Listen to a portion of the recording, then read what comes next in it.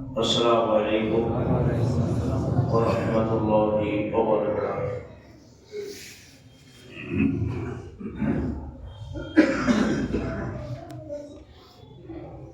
الحمد لله نحمده ونصلي على رسوله الكريم، أما بعد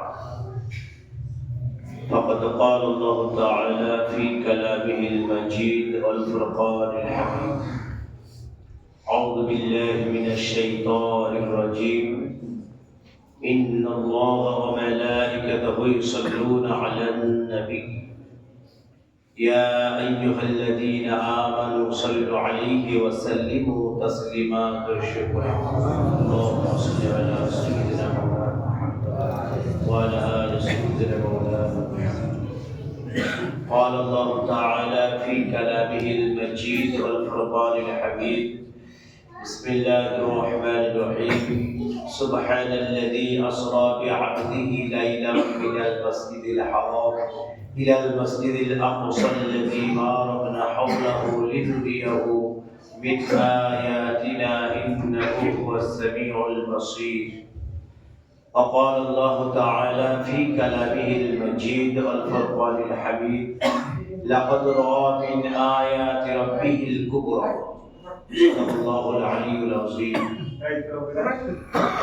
মহাসম্মানীয় আজকের জুমার সমস্ত মুসল্লিবৃন্দ, আমরা সর্বপ্রথম আল্লাহ পাক সুবহানাহু ওয়া তাআলার দরবারে লাখ লাখ শুকর আদায় করি যে মহান রব্বুল আলামিন আমাদের সকলকে তার পবিত্র স্থানে আসার তৌফিক দিয়েছেন।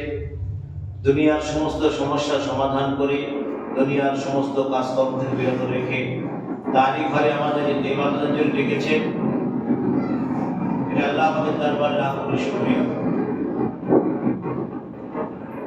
আমরা সকলে একবার তারই দরবারে শুকরিয়া জ্ঞাপন করি, সকলে উচ্চ আওয়াজে বলি আলহামদুলিল্লাহ। তারই পরে মরুদুলাল ভাস্কর মাহমিলাল লাল জগৎগুরু বিশ্ব নবী আশরাফুল আম্বিয়া সৈয়দুল মুরসালিন রাহমাতাল লিল আলামিন জনাব মুহাম্মদ রাসূলুল্লাহ সাল্লাল্লাহু আলাইহি ওয়াসাল্লাম তার উপর লাখ কোটি কোটি সালাম। আমরা একবার বলি সাল্লাল্লাহু আলাইহি ওয়াসাল্লাম। এই যে আমরা সাল্লাল্লাহু আলাইহি ওয়াসাল্লাম বলেন যে দরুদ শরীফ মনে রাখবেন, দরুদ শরীফ এটা একটা নবীর শানে দরুদ শরীফ। নবীর নাম যেখানে শুনবেন সেখানে এই দরুদটা পাঠ করবেন সাল্লাল্লাহু আলাইহি ওয়াসাল্লাম। প্রত্যেকটা মুসলমানদের এটা করে, তাহলে নবী তার জন্য সুপারিশ করবেন। যদি কেউ নবীর নাম শুনলো দরুদ শরীফ পাঠ করলো না, নবী তার জন্য সুপারিশ করবেন না। যাই হোক, মাহে রজবের আজকে 5 তারিখ। রজবের পরেই আসে মাহে শাবান, তারপরেই মাহে রমজান। রমজান অতি নিকটবর্তী আমাদের, রমজান অতি নিকটবর্তী, এটা মাথায় রাখতে হবে। মাহে রমজানে আসলাম, নামাজ পড়লাম, রোজা করলাম, হয়ে গেল সব না, এটাই শেষ নয়। মাহে রমজানে অনেক ইবাদত বন্দেগী আছে, সেগুলো আমাদের প্রত্যেকের জরুরি। কারণ এই রমজান কারা পাবে কারা পাবে না আমি জানি না। আল্লাহ পাক যার নসিবে রেখেছেন সে পাবে, যার নসিবে রাখে নাই সে পাবে না। তো মাহে রমজান অতি সৌভাগ্যবান যারা, তারা মাহে রমজান পায়। এবং রমজান পেয়েও যারা অবহেলা নষ্ট করলো তাদের জন্য দুর্ভাগ্য। রমজান পাওয়ার পরে দুটি ভাগ হবে, একটা সৌভাগ্য এবং দুর্ভাগ্য। সৌভাগ্য তারাই যারা মাহে রমজানকে সঠিকভাবে গ্রহণ করেছিল এবং মাহে রমজানকে সঠিকভাবে যারা বিদায় দিয়েছে। দুর্ভাগ্য তাদের জন্য যারা মাহে রমজান পেল অথচ রমজানের হক কিছুই আদায় করল না, তাদের জন্য দুর্ভাগ্য। তো যাই হোক, আল্লাহ পাক আমাদের সকলকে যেন মাহে রমজান নসিব করে, আমরা বলি আল্লাহুম্মা আমিন। আজকে মাহে রজবের সেই আলোচনা হবে, যে আলোচনা আপনার দীর্ঘদিন ধরে আমি বলে আসছি বিশ্বনবীর মেরাজ সম্পর্কে। বিশ্বনবীর মেরাজ সম্পর্কে কোরআনে কারীমের প্রথম দলিল সূরা বনী ইসরাঈলের প্রথম আয়াত, কোরআনে কারীমের প্রথম দলিল। দ্বিতীয় দলিল হচ্ছে সূরা নাজমের আয়াত, লাকাদ রাআ মিন আয়াতি রাব্বিহিল কুবরা। অসংখ্য দলিল প্রমাণ আছে। তারপর দলিল হচ্ছে হযরত সিদ্দিক আকবর আবু বকর সিদ্দিক রাদিয়াল্লাহু তাআলা। তারপরের দলিল মসজিদে আকসার যিনি দারোয়ান ছিলেন তৎকালীন জামানায় দারোয়ান, তিনি প্রমাণ দিচ্ছেন বিশ্বনবী মেরাজ হয়েছে। একবার জোরে বলেন সুবহানাল্লাহ। তিনি প্রমাণ দিচ্ছেন, তিনি বলছেন আমি যখন দরজা, সবাই বাড়ি চলে যায়, দরজা বন্ধ করে দিই আমি, আর সেই 26তম রজনী, 26 তারিখ দিবগত রজনী রাত্রে আমি বাইতুল মুকাদ্দাসের দরজা বন্ধ করতে পারলাম না। জোরে বলুন সুবহানাল্লাহ। কেন? আর তুই দরজা বন্ধ করবি কেন? বিশ্বনবী তো আসবে, আমার আপনার নবী তো মেরাজে যাবে, আগে তো এই মসজিদে আসবে। যে মসজিদটা কোথায়?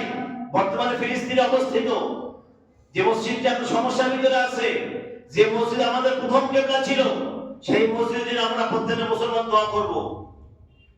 দোয়ার উপরে কোনো বড় ইবাদত কিছু নাই, দোয়ার উপরে কোনো বড় হাতিয়ার কিছু নাই। আল্লাহ পাক বলেছেন, রাসূল বলেছেন, আদ-দুআউ মাখফুল ইবাদ, দোয়া হচ্ছে উত্তম ইবাদত, হচ্ছে দোয়া। তাহলে যারা আমরা নামাজ পড়ি, প্রত্যেক নামাজ রাখতেন, তাদের জন্য দোয়া করি ভাই। ফিলিস্তিনের মুসলমানদের জন্য আমরা খাস করে দোয়া করি।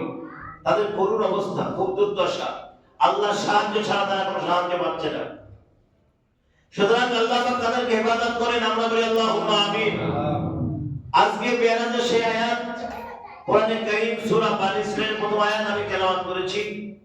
ইনশাআল্লাহ আস্তে আস্তে করে 4-5টা জুমা আছে, তারপরে মাহে শাবান মাসে শাবান কিছু আলোচনা হবে ইনশাআল্লাহ।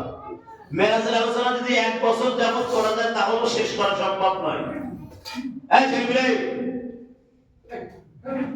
মেরাজের আলোচনা 27 বছর ধরে মেরাজ সম্পর্কে, 27 বছর। আল্লাহ পাক বলছেন, লাইলাম মিনাল মসজিদিল হারাম ইলাল মসজিদিল আকসা, রাতের একটি অংশে মেরাজ সংঘটিত হয়েছে। কোরআন বলছেন রাতের একটি অংশে মেরাজ সংঘটিত হয়েছে। এই সামান্য সময়টা হাকিকতে বলা হয়েছে 27 বছর সময় লেগেছে মেরাজ সম্পন্ন হতে। আল্লাহ নবীকে আল্লাহ নিয়ে গেলেন, বোরাক জাতীয় জিনিসে নিয়ে গেলেন। বোরাক শব্দটা হচ্ছে বারকুন থেকে বোরাকের উৎপত্তি। বারকুন মানে বিজলি বা কারেন্ট। আমরা সুইচ টিপলে যেমন স্পিডে কারেন্ট যায়, সেরকম স্পিডে বোরাকের গতি ছিল, তার চেয়ে কোটি কোটি গুণ বেশি বোরাকের গতি ছিল। আল্লাহ নবী বলছেন, আমি যখন বোরাকের উপরে সওয়ার হলাম, আমি দেখছি বোরাকের নজর যতদূর যাচ্ছে, তার পা এক পা থেকে আরেক পা দূরত্ব ততদূর যাচ্ছে। একবার জোরে বলুন সুবহানাল্লাহ। মেরাজ অস্বীকার করার কোনো কারণ নাই, কোনো যুক্তি নাই।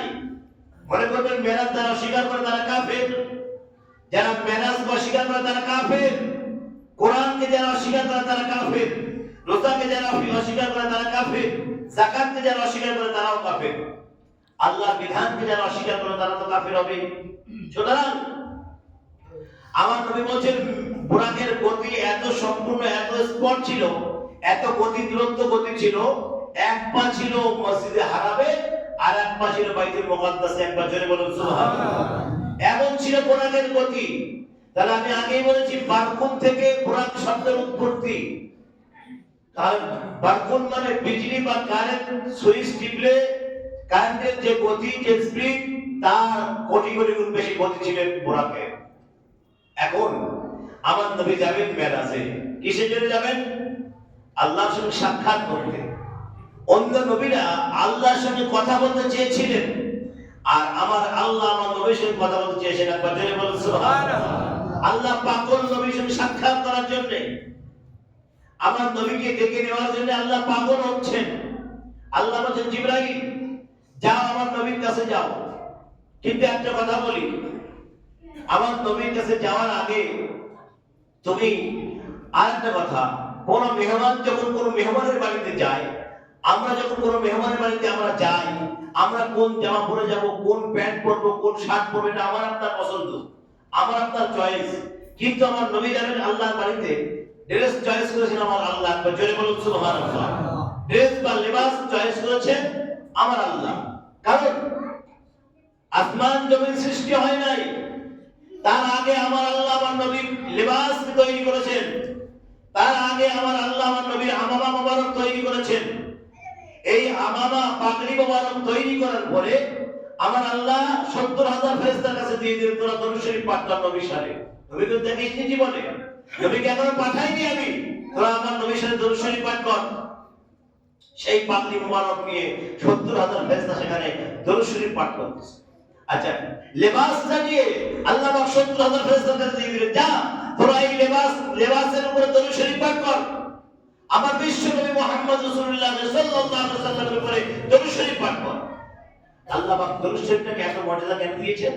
কোরআনে কারীমে আল্লাহ বলেন, ইন্নাল্লাহা ওয়া মালাইকাতাহু ইউসাল্লুনা আলান নবী, নিশ্চয়ই আল্লাহ এবং তার ফেরেশতারা আমার নবীর উপরে দরুদ শরীফ পাঠ করে। হে মুমিন, তোমরাও আমার নবীর উপরে দরুদ শরীফ পাঠ করো। একবার জোরে বলুন সুবহানাল্লাহ। দরুদ শরীফের মর্যাদা কেন? দরুদ শরীফটা পড়তে হবে কেন? আল্লাহ নিজে পাঠ করে নবীর উপরে দরুদ শরীফ, ফেরেশতারা পাঠ করে। আরে মুসলমান, তোমরা পাঠ করবে না কেন? তোমরা নবীর নাম শুনে দরুদ কেন পড়বে না? এটা মাথায় রাখবেন। নবীর নাম শুনে সঙ্গে সঙ্গে যেখানে শুনবেন সেখানেই বলবেন সাল্লাল্লাহু আলাইহি ওয়াসাল্লাম, কথাটা মাথায় রেখে দেবেন। তাহলে নবীর লেবাস তৈরি করার পরে আল্লাহ 70,000 ফেরেশতার কাছে দিয়ে দিলেন, যা তোরা এটা দরুদ শরীফ পাঠ কর। এখন জিবরাইল বললেন, জিবরাইল তুমি তো যাবে আমার নবীকে আনতে, তো তুমি একা যাবে না কাউকে নিয়ে যাবে? হাকিকাতে বলা হয়েছে 70,000 ফেরেশতা। আবার কোন কোন বর্ণনা পাওয়া গেছে অসংখ্য অগণিত ফেরেশতা মণ্ডলী নিয়ে জিবরাইল মক্কার জমিনে অবতরণ করলেন। এখন যে বুরাক নিয়ে যাবে, যে বুরাক জিবরাইল নিয়ে যাবে, আল্লাহ বলেন, জিবরাইল যাও, জান্নাতের পাশে বাহরুন নাহার বলে একটা নদী আছে, ওই নদীর পাশে বুরাক আছে, বুরাক নিয়ে যাও, যেটা তোমার ইচ্ছা হবে সেটা নিয়ে যাও। 40,000 বুরাক এক জায়গায় বিচরণ করছেন, কেউ ঘুমাচ্ছে, কেউ দাঁড়িয়ে আছে, কেউ জেগে আছে। একটি বুরাক আমার নবীর সাথে দরুদ শরীফ পাঠ করতেছে, আর কে দিকে পাগল হয়ে যাচ্ছে। একবার জোরে বলুন সুবহানাল্লাহ। একটি বুরাক সে মাত্র আমার নবীর সাথে দরুদ শরীফ পাঠ করছে, দাঁড়িয়ে আছে। আর জিবরাইল যখনই বুরাকের কাছে গেছে, ওই বুরাকটা জিবরাইলকে সালাম দিয়ে বলছে, হে আল্লাহর মালায়েকা ফেরেশতা জিবরাইল, আজকে রাতে আপনি আমাকে কবুল করুন। একবার জোরে বলুন সুবহানাল্লাহ। আজকে রাতে আমাকে আপনি কবুল করুন। আমি সেই নবীকে দেখি নাই জীবনে, আর আজকে আপনার ওসিলা আমি সেই নবীকে দেখতে পাবো। আজকে আপনি আমাকে কবুল করে নেন। জিবরাইল বলেন, ঠিক আছে পাগলা, কাঁদিস না, আজকে রাতে আমি তোকে কবুল করলাম। একবার জোরে বলুন সুবহানাল্লাহ।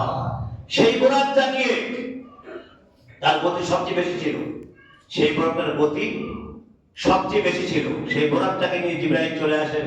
আল্লাহ পাক বললেন, জিবরাইল যাও মক্কার জমিনে। আচ্ছা, এবার আমামা মুবারক, লেবাস মুবারক জিবরাইল নিয়ে আসবেন আমার নবীর দরবারে। জিবরাইল আনতে গেলেন আমামা পাগড়ি মুবারক আনতে গেলেন, সেখানে গিয়ে দেখে 70,000 ফেরেশতা সেই পাগড়ির উপরে দরুদ শরীফ পাঠ করতেছে। একবার জোরে বলুন সুবহানাল্লাহ। পাগড়ির মালিককে দেখি না জিবরাইল, পাগড়িকে দেখে আমার নবীর সাথে দরুদ শরীফ পাঠ করতেছে আমি। জিবরাইল বলেন, জিবরাইল আজকে আমাদেরকে রেখে যেও না, আমাদেরকে সঙ্গে নিয়ে যাও, তোমার সঙ্গে আমাদের নিয়ে যাও, আমরা তোমার সঙ্গে যাব। বিশ্বনবী মুহাম্মদ রাসূলুল্লাহ সাল্লাল্লাহু আলাইহি সাল্লামকে নিজের চোখে দেখতে চাই। তখন জিবরাইল শেষ 70,000 ফেরেশতা কবুল করলেন, দেখো তোমরা আমার সঙ্গে চলো। যারা জামা লেবাস মুবারক যেখানে আছে সেই 70,000 ফেরেশতা, তারাও দরুদ শরীফ পাঠ করতেছে সেই লেবাসের উপরে। লেবাসটা কার? লেবাসটা আমার নবীর। আমামা পাগড়ি মুবারক কার? সেটা আমার নবীর। নবীর সাথে দরুদ শরীফ প্রত্যেকটা ফেরেশতা পাঠ করতেছে। জিবরাইল সালাম বলেন, তোরা আমার সঙ্গে চল। সবাইকে সঙ্গে নিলেন। কিন্তু কোরআন কারিমে বলছেন, আল্লাহ পাক বলতেছেন, জিবরাইলকে আমি একা পাঠিয়েছি না, জিবরাইল একা নয়, তার সঙ্গে অসংখ্য অগণিত ফেরেশতা মণ্ডলী আল্লাহ পাঠিয়ে দিয়েছেন। জোরে বলুন সুবহানাল্লাহ। জিবরাইল যাও মক্কার জমিনে, আমার নবীকে নিয়ে আসো আমার কাছে। এখন নবী তো যাবেন, আল্লাহ দিদার কামনায় যাবেন। আল্লাহ দিদার চান আমার নবী, আল্লাহ দিদার চান। বিশ্বনবী মুহাম্মদ রাসূলুল্লাহ সাল্লাল্লাহু আলাইহি ওয়াসাল্লাম হাতিমে কাবার পাশে ঘুমাচ্ছিলেন। হাতিমে কাবার পাশে ঘুমাচ্ছিলেন। জিবরাইল সালাম ফেরেশতা মণ্ডলী নিয়ে আসলেন মক্কার জমিনে। আমার নবীর পায়ে জিবরাইল সালামের ঠোঁট মুবারক লাগিয়ে দিলেন। একবার জোরে বলুন সুবহানাল্লাহ। জিবরাইলের ঠোঁট মুবারক আমার নবীর কদম মুবারকে লাগিয়ে দিলেন। নবীজির ঘুম ভেঙে উঠে বসলো, জিবরাইল আপনি আমার পায়ের কাছে কেন, পায়ের কাছে কেন বসে আছেন? তখন আমার নবীর সঙ্গে জিবরাইল সালামের কথা হলো। জিবরাইল সালাম বলছেন, ইয়া রাসূলুল্লাহ, হুজুর আপনাকে আল্লাহ ডেকেছে, আপনি জান্নাত জাহান্নাম দেখবেন, সবকিছু আল্লাহর সাথে কথা বলবেন। এখন আল্লাহর ডাকার উদ্দেশ্য কি আমার নবীকে? আল্লাহকে আমার নবীকে ডাকার উদ্দেশ্যটা কি? একটাই উদ্দেশ্য, গোপন কথা আমার আল্লাহ আমার নবীকে জানিয়ে দেবেন। একবার জোরে বলুন সুবহানাল্লাহ। আমার নবীকে আল্লাহ এমন একটা জায়গায় নিয়ে গিয়েছিলেন, লা মাকাম লা সামা, পুরো স্থান নাই, পুরো আকাশ নাই, সেই জায়গায় আমার আল্লাহ আমার নবীকে নিয়ে গেছেন। সেখানে গিয়ে আমার আল্লাহ আমার নবীকে গোপন কথাটা ফাঁস করে দিলেন। জোরে বলুন সুবহানাল্লাহ। গোপন কথা ফাঁস করলেন, আগে আসবে সামনে ইনশাআল্লাহ। আজকে জিবরাইল সালাম নবীর কাছে গেলেন, নবীকে উঠালেন, জাগ্রত করলেন, ইয়া রাসূলুল্লাহ হুজুর আপনি ওযু করেন। ওযু করলেন, ওযু করলেন, আমার নবী ওযু বানালেন, কিন্তু হাকিকতে বলা হয়েছে ওযুর পানিটা গড়িয়ে যাচ্ছে। শরীয়তের কথা, আমার নবী ওযু করেছেন, ওযুর পানি গড়িয়ে যাচ্ছে। মেরাজ থেকে যখন ফিরলেন এসে দেখছেন সেই পানি এখনো গড়িয়ে যাচ্ছে। কত সময় মেরাজ হয়েছে? সামান্য সময়, সামান্য সময় মেরাজ সংঘটিত হয়েছে। ওযুর পানি গড়িয়ে যাচ্ছে মানে কি? কোন ব্যক্তি বাইরে থেকে ভিতরে আসছে সেই পানি শেষ হয়ে যায়, চলে যায়। কোন একজন ব্যক্তি ওযু করেছে বা হাত পা ধুয়েছে, সেই পানি আপনি দেখতে পাবেন, আপনি সেখানে সরবেন, তার আগেই পানি চলে যাবে। তাহলে নবীর মেরাজ কতটুকু সময়ের মধ্যে হয়েছে চিন্তা করেন। আল্লাহ রাসূল বলেছেন, আমি যে ঘরের দরজা লাগিয়ে গেলাম, দরজা এসে দেখি সেই দরজার শিকল এখনো নড়ছে। তার মানে আল্লাহ পাক বলেন লাইলাম মিনাল মসজিদিল হারাম, রাতের একটি অংশে এবং সামান্য সময়ে মেরাজ সংঘটিত হয়েছে। সামান্য সময়ে নবী ওযু বানালেন, কিন্তু শরীয়তে বলা হয়েছে ওযুর পানি চলে যাচ্ছে, গড়িয়ে যাচ্ছে। হাকিকতে বলা হয়েছে না, ওযুর পানি আল্লাহ বলেন জিবরাইল ওযুর পানিটা আমার নবীর ওযুর পানি হাতে করে ধরো, একবার জোরে বলুন সুবহানাল্লাহ।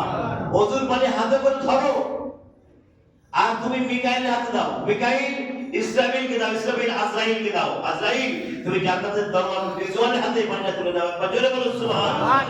রিজওয়ান বলছে আল্লাহ এই পানি আমি কি করব? আল্লাহ বলছে রিজওয়ান জান্নাতের হুর গেলে বান্দা আমার নবীর ওযুর পানি ব্যবহার করবে, আমি আল্লাহ তাদের রূপ যদি আরো বেশি বানিয়ে দেব, একবার জোরে বলুন সুবহানাল্লাহ। তাদের রূপ যদি আমি আল্লাহ আরো দ্বিগুণ বানিয়ে দেব। জান্নাতের হুর গেলে বান্দারা তারা ওযুর পানি ব্যবহার করবে, আমার আল্লাহ তাদের হুর তাদের রূপ যদি আজ আমি আল্লাহ বৃদ্ধি করবো আমার নবীর ওযুর পানি বরকতে। ঠিক আছে, ওযু করলেন, আমার নবী যাবেন মেরাজে। নবী চিন্তা করছেন আমি তো মেরাজে যাব, কিন্তু আমার উম্মতের মেরাজটা কি হবে? হ্যাঁ, আমি তো নবী যে কাজটা করেছেন আগে উম্মতকে ভেবেছেন, যে কাজটা আমার নবী করেছেন আগে উম্মতের চিন্তা করেছেন, উম্মতকে ভেবেছেন, তারপর নবী সেই কাজটা করেছেন। এখন নবী যাবেন মেরাজে, উম্মতের চিন্তা করছেন। নবী দুনিয়া থেকে চলে যাবে, তা উম্মতের চিন্তা করেছেন। তার মানে উম্মতকে বাদ দিয়ে আমার নবী কিচ্ছু করেন নাই, যেটাই করেছেন উম্মতের জন্য করেছেন। আমার নবী নিজের জন্য কিচ্ছু করেন নাই ভাই। নবীর কোনো ব্যাংক অ্যাকাউন্ট ছিল না, কোনো পার্সোনাল অ্যাকাউন্ট নাম্বার ছিল না, কোনো জায়গা জমি ছিল না, বিষয় সম্পত্তি ছিল না, কিচ্ছু ছিল না আমার নবী। নবী নিজের জন্য কিচ্ছু করে নাই। আমি আগেও বলছি, আজও বলছি, আগেও বলেছি, নবী নিজের জন্য কিচ্ছুই করে না। আপনার বলুন, আজকে এত অনেক মক্কা মদিনায় গেছে, নবীর কোনো সম্পত্তি আছে? যে নবীর দরবারে সম্পত্তি আছে এখানে? কেউ বলতে পারবেন? নবীর কোনো সম্পত্তি ছিল না। মা খাদিজাকে যখন আল্লাহ নবী বিবাহ করেন, খাদিজা যে অর্থবিত্ত ছিল, বিশ্ব নবী সাল্লাল্লাহু আলাইহি ওয়াসাল্লাম সেই অর্থগুলো গরীবদের মাঝে বিলিয়ে দিয়েছিলেন, গরীব দুঃখীদের মাঝে দান করে দিয়েছিলেন। খাদিজার অর্থবিত্ত আমার নবী নিজে কোনোদিন হজম করেন নাই।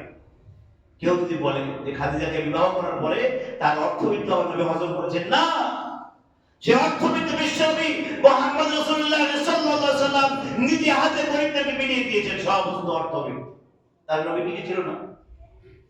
নবীর নানা, নবীর দাদা পরদাদা কোটিপতি ছিলেন, কোটিপতি, কিন্তু আমার নবী ছিলেন ফকির, এতিম, মিসকিন। আর সবসময় দোয়া করেছেন আল্লাহ এতিমদের সঙ্গে তুমি আমার হাসরের ময়দানে ফয়সালা করো আল্লাহ, এতিমের সঙ্গে আমার বিচার করো আল্লাহ।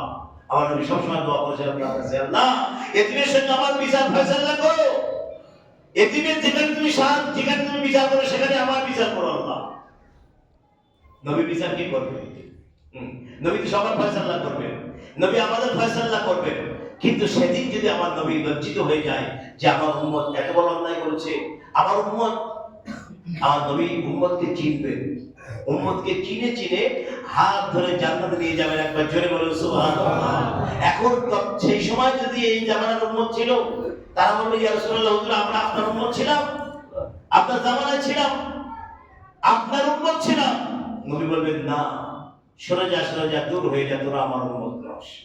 তোরা যদি আমার উম্মত হতিস, আজায় ওযুর অঙ্গ দিয়ে তোর চাঁদের মতো নূর জগবাতো, আমি নবী সেটাকে দেখে লক্ষ্য করতাম, তোদেরকে জান্নাতে দাখিল করে দিতাম। একবার জোরে বলুন সুবহানাল্লাহ। নবীর উম্মত নয়। এখন নবী যাবেন মেরাজে, ওযু করলেন, নবী চিন্তা করছেন আমার উম্মতের মেরাজ কি হবে, আমার উম্মতের মেরাজটা কি হবে। জিবরাইল বলছে, জিবরাইল আমার তো মেরাজ হবে, আমি জান্নাত জাহান্নাম দেখবো, সিদরাতুল মুনতাহা, কাবা কওসাইন, আরশে আজিম, লা মাকাম লা সামা, সব জায়গায় আমি যাব, কিন্তু আমার উম্মতের মেরাজটা কি হবে। আল্লাহ বলেন, যাও জিবরাইল আমার নবীকে জানিয়ে দাও, as-সালাতু মিরাজুল মুমিনিন আও কামা ক্বালা আলাইহিস সালাম। একবার জোরে বলুন সুবহানাল্লাহ। তার উম্মতের মেরাজ কোথায় হবে? নামাজের মুসাল্লা। একবার জোরে বলুন সুবহানাল্লাহ। নামাজের মুসাল্লা হবে। এই কষ্টগুলো জান্নাত জাহান্নাম আরশে আজিম কাবা কওসাইন সিদরাতুল মুনতাহায় আসার দরকার নাই। উম্মতের মেরাজ হবে নামাজের মুসাল্লায়, যদি উম্মত নামাজ আদায় করে।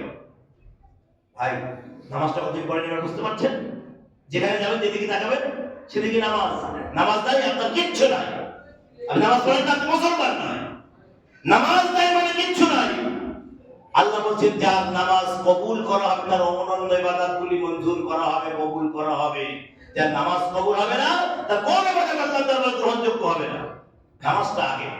নামাজ যদি আপনার আমার সহি হয়, অনন্য ইবাদত আল্লাহ বলছেন আমি কবুল করব। তোমার দান, খায়রাত, সাদকা, ফিতরা, সমস্ত ইবাদত, দরুদ শরীফ, যা কিছু আপনি করবেন সমস্ত ইবাদত আল্লাহ কবুল করবেন, যদি নামাজটা কবুল হয়। নামাজ যদি কবুল না হয় মুসলমান, তার আর দুঃখের শেষ থাকবে না কিয়ামতের ময়দানে। মনে রাখবেন, নামাজ যদি কবুল না হয়, তার দুঃখের শেষ থাকবে না। হাসরের ময়দানে যখন আল্লাহ ফয়সালা করবেন, বিচার করবেন, সমস্ত কওম দাঁড়িয়ে আছে, সমস্ত হাসরবাসী দাঁড়িয়ে আছে, আল্লাহ বলবেন, ফেরেশতারা, এ আমার বান্দারা, তোমরা দুনিয়ায় সিজদা দিয়েছিলে আমাকে, কিন্তু আমাকে তোমরা দেখো নাই, দুনিয়ায় আমাকে দেখতে পাও নাই। আজকে আমি আল্লাহ, আমাকে দেখে তোমরা একবার সিজদা করো। আর আওয়াজ হয়, উসজুদু, সিজদা দাও আমাকে। আল্লাহ তাআলা আওয়াজ হয়, উসজুদু, সিজদা দাও আমাকে। যারা বেনামাজি, যারা নামাজ পড়ে নাই জীবনে কোনোদিন, তারাও সিজদা দেওয়ার চেষ্টা করবে, কিন্তু আল্লাহ বলছেন তাদের মাথা থেকে পা পর্যন্ত লোহার মতো শক্ত করে দেওয়া হবে, তারা ঝুঁকতে পারবে না, সিজদায় যেতে পারবে না। তারা চেষ্টা করবে যাওয়ার জন্য, কিন্তু কোনোদিন তারা পারবে না। এখন যারা নামাজ পড়েছে দুনিয়ার জমিনে, নামাজ যদি যারা নিজের সময়কে কুরবানি দিয়েছে নামাজের জন্য, সেই কঠিন ঠান্ডার সময় রাত্রে ওযু করেছে, নামাজ আদায়ের জন্য ফজরের সময় কঠিন ঠান্ডার সময় ওযু করে মসজিদে এসেছে, তাদের নামাজ আমার আল্লাহ কবুল করেছেন। আল্লাহ পাক বলবেন, ওরা সিজদায় চলে যাবে, ওরা সঙ্গে সঙ্গে রুকুতে চলে যাবে, সিজদায় চলে যাবে। আমার ফেরেশতা মণ্ডলী ওদের ধরে ধরে এক একটা করে জান্নাতে প্রবেশ করাবেন। একবার জোরে বলুন সুবহানাল্লাহ। যারা নামাজ পড়ে নাই, তারা সিজদায় যেতে পারবে না, তাদের মাথা থেকে পা পর্যন্ত লোহার মতো শক্ত করে দেবেন আমার আল্লাহ, তারা সিজদায় যেতে পারবে না। আল্লাহ বলেন, হে আমার বান্দারা, দুনিয়ার জমির মিথ্যা কথা বলেছিস, ধোঁকা দিয়েছিস, চিটিংবাজি করেছিস, পরের মাল হারাম হারাম করে খরচ করিস নাই, পরের মাল না করে খেয়েছিস, কিন্তু আজকে আমার কাছে মিথ্যা কথা কেন বললি? আজকে ফেরেশতারা ওকে ধরে হাবিয়া হোতামা নাইন সাকার নিক্ষেপ করো, জাহান্নামে নিয়ে যাও। ওকে নিয়ে ফেরেশতা মণ্ডলী ধরে নিয়ে জাহান্নামের দিকে নিয়ে যাবে। জাহান্নামের দিকে যখন নিয়ে যাবে, সেরকম আল্লাহর ফেরেশতা মালায়েকা পায়ে ধরে বলবে, আল্লাহ ফেরেশতা, আপনি আমাকে ক্ষমা করে দিন, আমাকে মাফ করে দিন। সেদিন আর কোনো মাফ আর হবে না। যা মাফ চাওয়ার এখানে চাইবেন, যার কাছে অন্যায় স্বীকার করবেন এখানে করবেন, কারণ মনে ব্যথা দিয়ে থাকেন এখানেও ক্ষমা চেয়ে নেবেন। ওখানে মৃত্যুর পরে কোনো ক্ষমার কোনো লাইন নাই। আপনার পিতা হোক, মাতা হোক, ভাই বোন, যে যাই, যার কাছে আপনি অন্যায় করেছেন, এখানে ক্ষমা যাবে, মৃত্যুর পরে কোনো ক্ষমার কোনো রাস্তা পাবেন না। মনে রাখবেন, মৃত্যুবরণ করলেন, মৃত্যু হয়ে গেল, কোনো ক্ষমা আপনি পাবেন না, কেউ আপনাকে মাফ করবে না, বা আপনি কাউকে মাফ করতে পারবেন না। এই দুনিয়ায় থাকা অবস্থায় যার কাছে অন্যায় করেছেন ভাই বাবাজিরা, সে অন্যায়গুলো ক্ষমা চেয়ে নেবেন, ক্ষমা চেয়ে নেবেন। আল্লাহ বলছে, আমার কাছে গুনাহ করেছিস, আমি আল্লাহ ইচ্ছা করলে মাফ করতে পারি, আমি আল্লাহ ইচ্ছা করে তোকে মাফ করে দিতে পারি, কিন্তু মানুষের কাছে অন্যায় করেছিস, মানুষ ক্ষমা না করে আমি আল্লাহ ক্ষমা করবো না।